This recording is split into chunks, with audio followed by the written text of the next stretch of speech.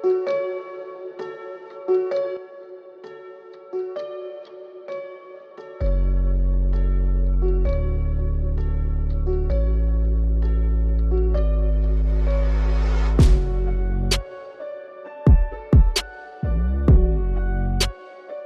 about to go into a dark winter,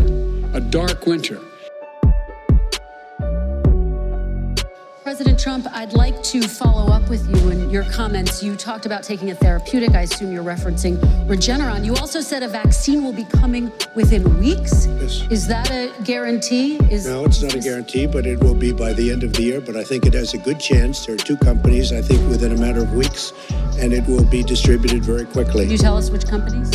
Johnson & Johnson is doing very well. Moderna is doing very well. Pfizer is doing very well. And we have numerous others. But then we also have others that we're working on very closely with other countries, in particular Europe.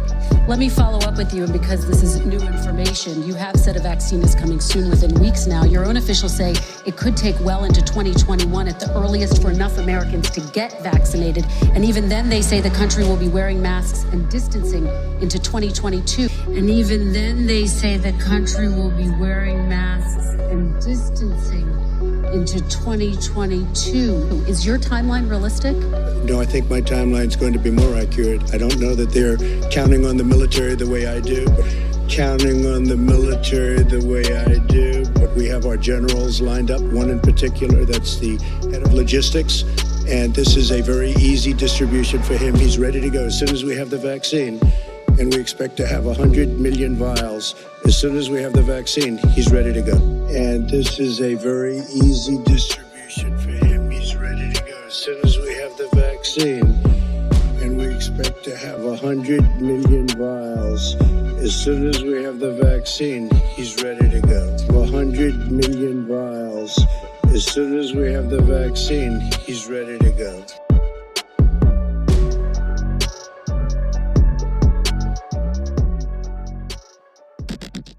In 2001, a real-world exercise tested the emergency response to a bioterror attack on the continental United States.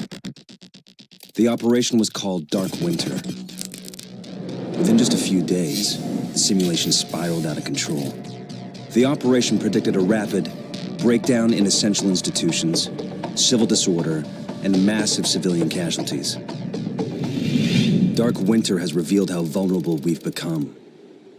Our lifestyle, our security, our safety depends on a delicate and unstable economy. We've created a system so complicated that we no longer understand how to control it. Oil, power, shipping, transport. We live in a complex world. And the more complex it gets, the more fragile it becomes. The system is built on a global supply chain that gets things where they're needed, just in time. We've created a house of cards. Remove just one, and everything falls apart. And what's fueling this system? Money.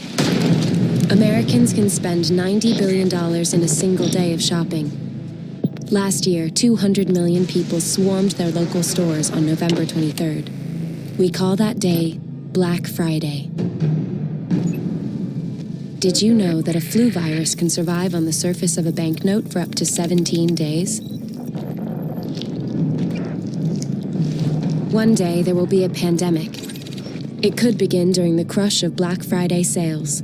A pathogen will jump from tainted banknotes to human skin, onto food, toys, children, and loved ones.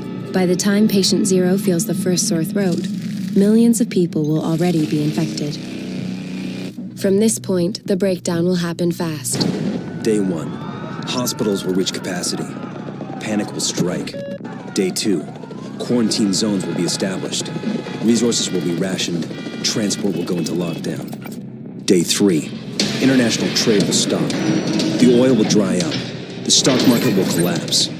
Day 4, the power will fail. The shelves will be empty. The taps will run dry. And once hunger and despair take hold, people will do anything for survival. By day 5, everyone will be a potential threat. In 2007, a new presidential directive was signed quietly into law. This maps out the government's response to a crisis, a plan to cope with a real dark winter. It is known as Directive 51. There are rumors of shadow agencies, sleeper cells, covert agents, but nothing can be confirmed. Our complex world is primed for breakdown. And once the chaos strikes, There won't be resources to save us all. the only question left is, what will it take to save what remains?